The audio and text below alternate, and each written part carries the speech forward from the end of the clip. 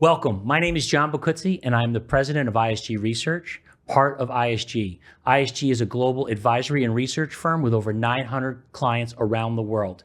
Today, I'm with a guest, Michael Grunberg, the CEO of North America, Atos Group. Welcome, Michael. Yeah, thank you very much. It's a pleasure to be here. Tell me a little bit, congratulations, first of all, on the recent role change. Tell me a little bit about that change, what it means for the organization, why the transition. Yeah, so the company has made a decision to change the governance, right? And that's really aligned to the strategy that we've adopted moving forward, which is to keep the company together. I mean, it's been well documented that the firm has contemplated a separation of the two divisions, the tech foundation side, which is more focused on the infrastructure, and then the evidence side, which is more focused on cybersecurity and cloud computing and application modernization, things like that. So now we've made the decision to focus the company with both divisions staying together. And that obviously needs to apply to the governance that we adopt in the field. So for each geo, which we have 6 geos now, North America will be led by myself, and that includes both divisions, Evident and Tech Foundations. And the region includes Canada, the US, Mexico, and Guatemala. Wow, okay. So tell me now, look at the noise is finally quieting down around all of this. Yes, thank God. Yeah, thank God. So what does it mean moving forward? You know, Tech Foundations, Evident, bringing those two together. What does this mean? And in particular, most importantly, 2 things. One is for your employees, and 2 is for your clients. Yeah, it's a great question, John. So, you know, the important thing here to understand is we did contemplate the separation of the 2 companies. And that was intended to really focus the company on our core competencies of both divisions, right? Now we've assessed the situation and feel like the aggregate value to our clients is to keep the company together, right? So having the ability to talk to our clients in terms of the full portfolio of both divisions gives us a very cohesive strategy to bring to the table for them, right? So from if you think about it, the strategy would be to leverage Evident from a cloud consultancy perspective, and then ultimately extend that journey into application modernization and cybersecurity services, and then the run services associated with infrastructure. And that's where our Tech Foundations division comes to bear. So it's that comprehensive value proposition that we can bring to our clients in a very cohesive manner. That's the overriding message that we want to bring to our clients today. Yeah. And I think that, again, the messaging even for your employees is that unity, I think, is incredible, right? Question. Yeah, you know, our clients have been through the drama of our last 12 months in addition to our employees, right? So I think now that the company has decided on a strategy, it gives everybody a frame of reference in terms of what the direction is going forward. That gives our clients and our employees the focus on the direction moving forward versus being distracted by all these different things that are happening in the marketplace. And it's self-inflicted, quite frankly. But now we've got a clear path, and we're very excited. The employees and our clients are very excited about moving forward. What did you learn through this entire 18-month journey, besides Tums being involved? You know, actually, it's been rather painful. Because we're a large organization. You're looking at an $11 billion company that has 105,000 employees at the time. Wow. To separate those divisions took a lot of effort and a lot of time and energy and money, quite frankly. So, you know, the intent there is, what have we learned from going through that process? And I think the most important thing for us is that we understand far better the core competencies of each division and the business cases related to each division to fund the business, because they are 2 very disparate businesses, right? If you look at the Tech Foundation side, it's very, it's infrastructure, so it's very asset heavy. You're looking at business models that take 3 to 5 years to realize. Versus on the Evidence side, it's predominantly project based, right? So it's a start and an end to, let's say, a cloud consulting engagement or application modernization. You take a set of applications and you modernize them. It's a start and an end. So it's a very different business model that ultimately requires a different level of approach and funding for those 2 different types of businesses. So I think that's really what the core learning was for us. And ultimately what we'll do is keep each division distinct, but manage it cohesively from a go-to-market perspective. Yeah. So look, if I could boil it down, I mean, it looks like you've got an opportunity almost to have each group focus on their core practices and competencies, and then come back together Exactly. as a unified, holistic approach. Yeah, So maybe all this journey, painful as it was, could potentially really be worth it because it actually sharpened everything moving forward. Without a question. And you mentioned the employees. I mean, the employees associated with each division Yeah. are very specific skills, and even within each business line. Yeah. So to maintain that talent and ensure that they continue their growth Yep. in terms of the technologies or the subject matter that they're expert in was some of the benefits that we got from going through this, this process. Yeah. But now I tell you again, employees, clients, our partners, Yeah. advisors are very excited that we've chosen a lane, we've chosen a path, Yep. and we're moving forward and we're pivoting to growth ultimately. Yeah, no, that is exciting. And when you think about what excites you most, what are you energized about in North America in particular around this unified approach for your clients? What does it mean for your clients? What's exciting that you're going to be sharing with your clients moving forward over the next few months and the next year? It's a great question. I think for us, it gives us an opportunity to restart conversations that we haven't had with our clients in terms of the full spectrum of what we can offer to them. Yeah, and look at it, when you think about it, there's very few firms in the world, and this Atos Group now, Evident and Tech Foundations is one of very few that really can take a client end to end. Things from 35 years ago, 40 years ago, and bringing that all the way to modern applications, cloud, AI, all those components. So it is a unique opportunity, not only just for your organization, but frankly for your clients. Yeah, without a question. And I think, the cohesiveness of that journey that we can bring to the table is unique. But I think the other element here is the fact that we're global in our our reach. We have the ability to service clients on a global scale. Yep. I think we're up to 75 countries where we Wow. have presence in and currently deliver to global clients consistently. Yeah. Right. I think that's again one of the uniqueness that we bring to the table. So it's the end to end, but it's also having the ability to do it on a global scale.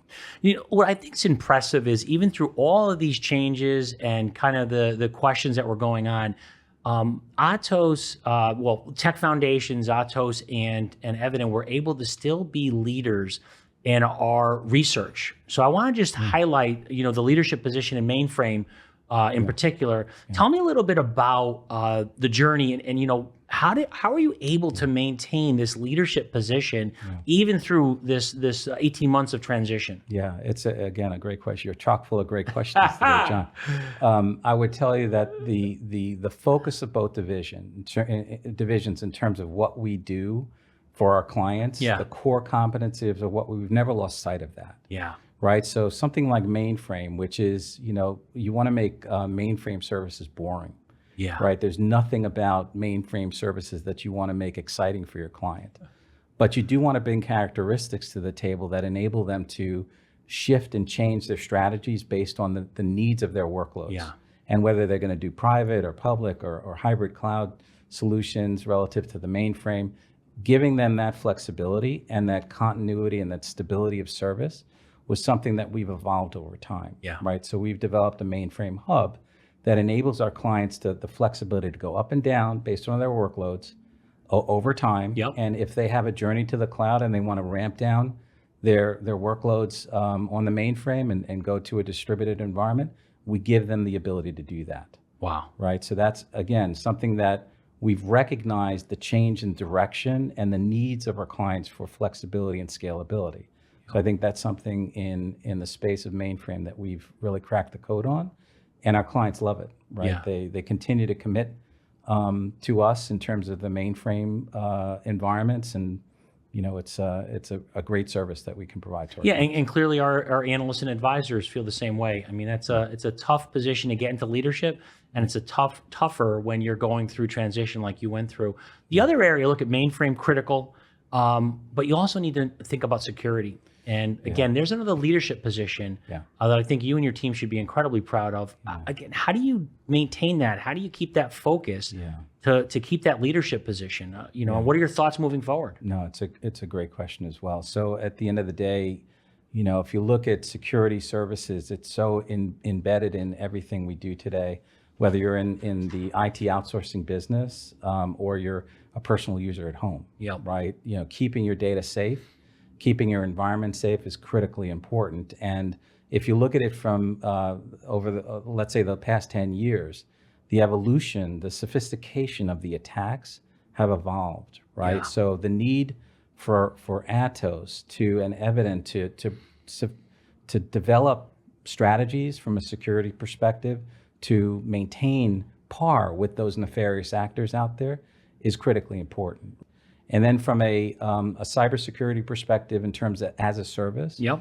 again, the evolution of the environment to the extent that we have to be one step ahead of that nefarious actor and be able to fend off the security attacks drives our business, big data and security group to develop those strategies continually. Wow. One perfect example, which you may have a question about, would be what we just accomplished in the Olympics in Paris.